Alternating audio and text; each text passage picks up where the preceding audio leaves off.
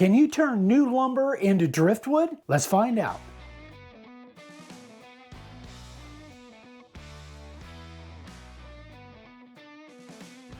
So guys, I've had this vision in my mind of making a really cool Tiki sign. That's what we're gonna do today. So this idea that I've had in my head is to try and emulate and get a weathered driftwood effect. So my plan is I'm gonna use the angle grinder, but I'm gonna use two different tools that go on the angle grinder, combine them, and hopefully that'll give us the driftwood effect we're looking for. So as far as the design goes, we're using our brand new stencil of the month for February 2024, and that is the totem. As far as lettering goes, we're using our Tiki font, and these are 3 inches tall, but we have all different sizes. We're also using our brand new large palm tree, which is 9 inches tall. So we don't really have any paid sponsors. The way we fund our business is we sell supplies on our website, makeawoodsign.com. Just like everything we're using today, there'll be links in the description below. They'll also be on the website, so do us a favor, go check it out. So let's make some sawdust.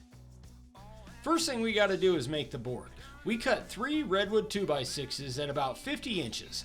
There's no exact size that this sign has to be, so we figured 50 inches would give us plenty of room to cut exactly what we're looking for, or what Dad's looking for. Then we ripped all of the rounded edges off with our table saw, making sure that that blade was at 90 degrees. That way we have good seams when we go to do our glue up for our board.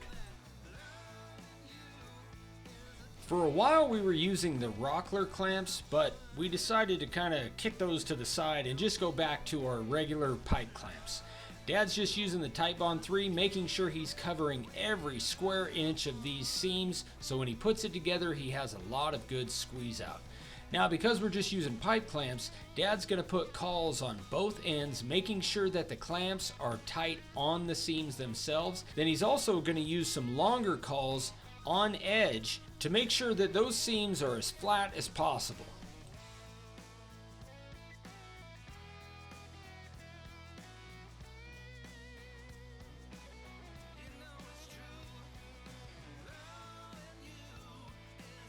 Hey guys, in case you haven't heard, we've got a huge goal of trying to hit 100,000 subscribers in the year of 2024. If you like what we do, if you're finding value, we've got thousands of videos. Hit that subscribe button and click that little bell icon. That would be a huge help. We love you.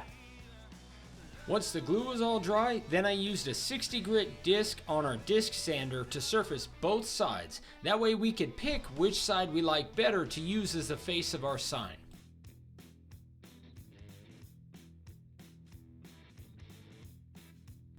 You guys should have seen Dad while he was doing this. So Dad's personality is very symmetrical. He likes things even. He's not a freeform type guy. So I'm really proud of him for doing this. So he just kind of drew a freeform shape, kind of thinking of what driftwood looks like, and then he followed that line roughly with the jigsaw. Guys, we are not very good with the jigsaw, like at all. But we're gonna grind these edges, so we weren't really too worried about staying exactly on those lines. Dad wants about 1.5 inches space around the edges that we're not gonna carve. So he does this trick with a tape measure and his pencil. I cannot do this to save my life, but he's actually really good at it. So this line is 1.5 inches away from the edge. That way it gives us plenty of room to carve and also to grind the edges down with our grinder. Hey guys, so I'm an idiot and somehow I lost all the footage of the layout process for this sign, but I will put a card right here and you can check out how we lay out a big sign, and I'll also leave a link in the description below for that same video. So, sorry about that, let's keep going.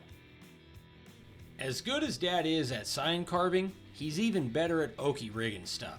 So we wanted an oval around the lettering, and we couldn't find anything big enough. So Dad basically just used this bucket and he put a rounded edge on either side of the lettering, and then he connected those two edges with a yardstick. And he kind of feathered them in to try to make it flow as seamless as possible. I thought it was pretty creative, and it worked great.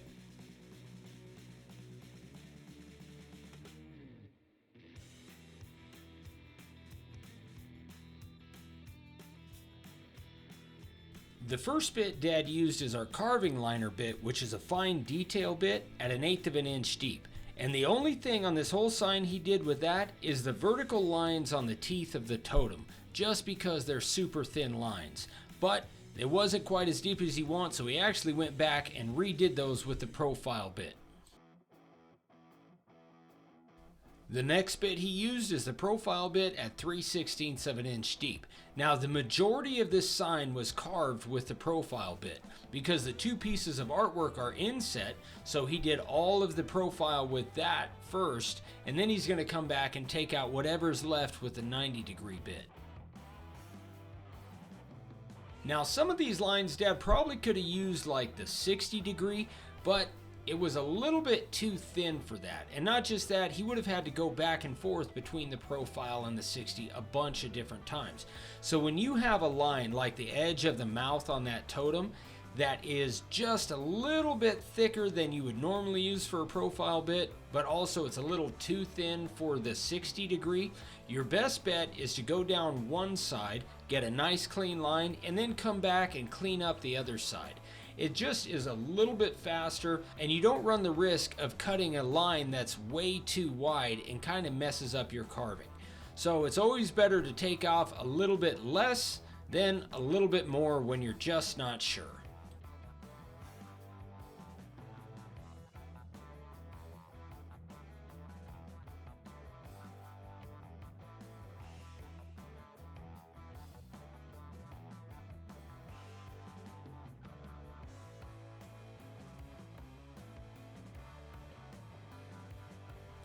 Now, next thing Dad did was he used the same profile bit at 3/16 of an inch deep to do the palm tree. Now, one option you have with something like this that has the fine points is to use the carving liner. But it's not something that I would recommend just because that bit is really designed to only use when you need it. Because it's such a fine point, it's only single flute, it will dull quite a bit faster than the profile. So Dad decided to use the profile bit on the palm tree, and man, it really looks good. He was able to get some good fine sharp points. Once all the fine detail work was done, then he dropped it down to 1/4 of an inch and went around everything again just to give himself some more room to go in and clean up the remainder of that wood.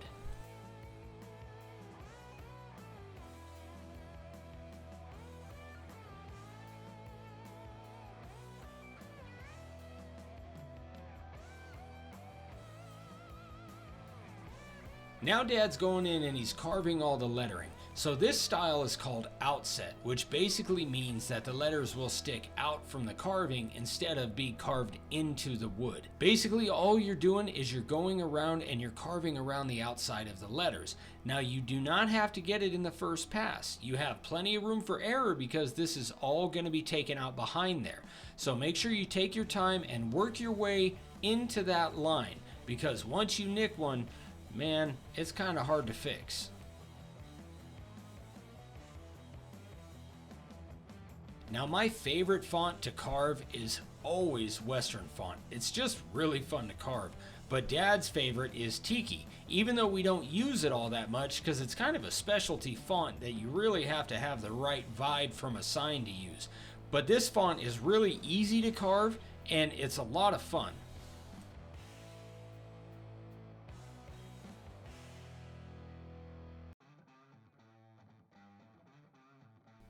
Now Dad's going to use a profile bit to carve his redneck oval. Ovals and circles and straight lines are the hardest things to carve, especially when they're really big.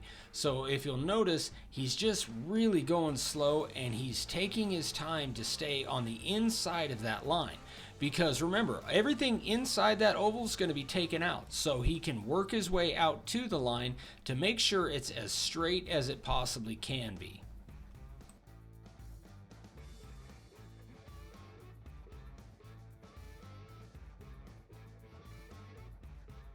Now Dad's going to use his 90-degree bit at 1/4 of an inch deep to go inside the totem and the palm tree and take out the remainder of the wood. Even though it's not very much, it's just small areas. Notice he's going in kind of erratic, jagged movements to give it like this really rough texture that he likes to get in there. And it looks really good. Now he's using the spiral upcut bit, which we don't use this bit very often. But the main reason he's using it right now is because he wants to get a lot of depth inside that oval. So this bit will give you a flat background. As flat a background as you can get without all the sanding and everything. But he's going in and he's getting it really deep. This is over 1/4 of an inch. This is probably about 5/16 to 3/8 deep.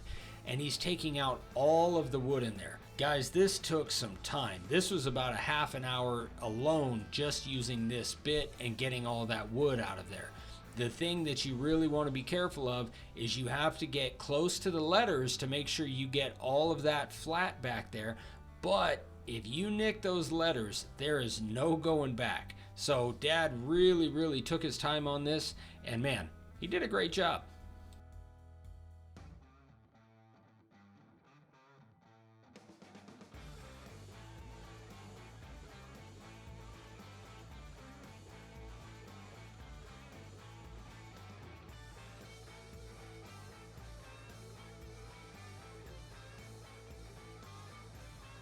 To get the texture that we want for the lettering, we're going to use our Fordham tool, which is a lot of fun by the way, and we're using our Kutzall ball nose medium coarse spur.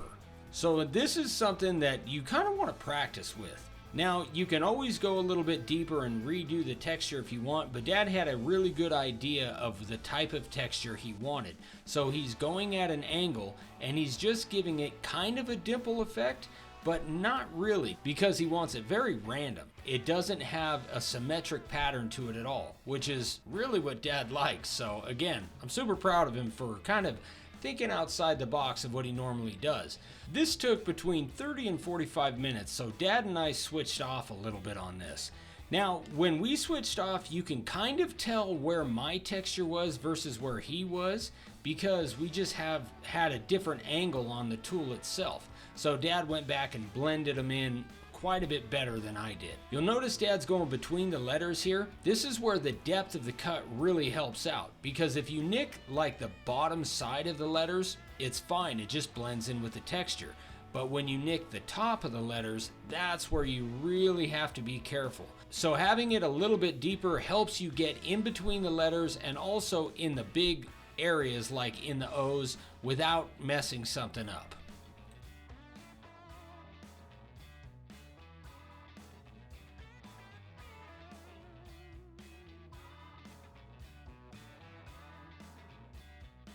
Now we're going to use the Flex die grinder with our extreme coarse Kutzall shaping dish. Now, you guys know that I am not big on practice pieces, but this is something where practice really helped Dad. He worked on an edge that he was looking for and how exactly to get it for quite a while on several different pieces of wood before he even attempted it on this sign. Basically what Dad's doing is he's grinding it down to a slope from the top of the sign to the bottom of the sign and giving it this really worn kind of driftwood look. This is just the first step, but this is really important that you get it right. Notice Dad took all of the edge off of the sign so that there's no vertical lines anywhere on the edges.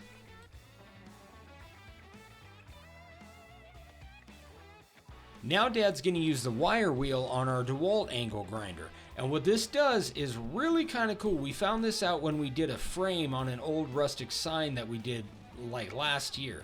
It actually takes out the soft grain a lot faster than it does the hard grain. So you get these natural looking ridges that there's really no other way to get without using a sandblaster. And we don't have one of those. So this wire wheel is a pretty cool tool to have to kind of give you something different, give a totally different look that no other way to get. Now, one thing you want to be careful of using this thing is it will throw wires and they will impale you. So notice Dad's wearing gloves, a long sleeve shirt, and he's also got a complete face shield on here, because I've been tagged by a couple of these small wires before and it is not fun.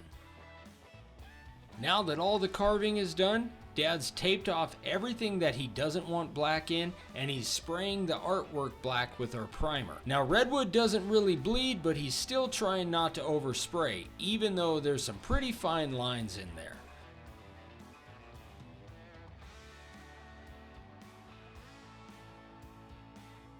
Now in the editing, I kind of put these in a weird order. Dad actually sprayed and sanded with his 60 grit disc before he did the edge, but it's still the same thing.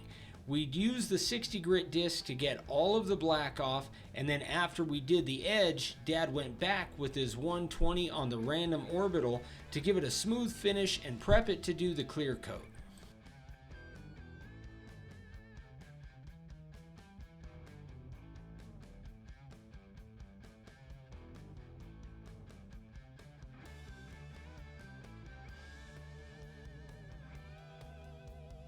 This will be an outdoor sign, so Dad's using the Czar urethane in the critter sprayer, and we actually put about 6 or 8 coats on this thing. We really put a lot of coats on here to give it that good shine and to make sure that this thing's going to be as protected as possible.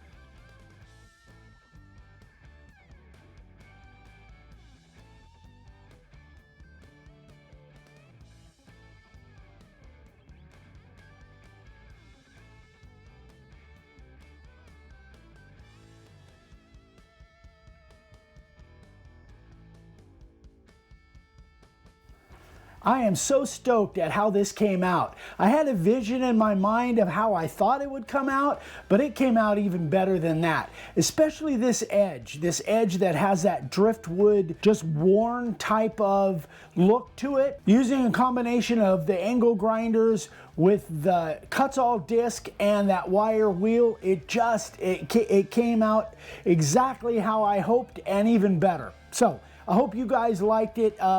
I love the idea of doing the power carving, but again, the fact that I used the spiral upcut bit to go down first, and then I did my power carving beyond that, gave it even more depth than if I had done power carving from the beginning. I'm just super happy with the way it came out. Don't forget, we'll put links in the description below for everything that we used, including all of the supplies.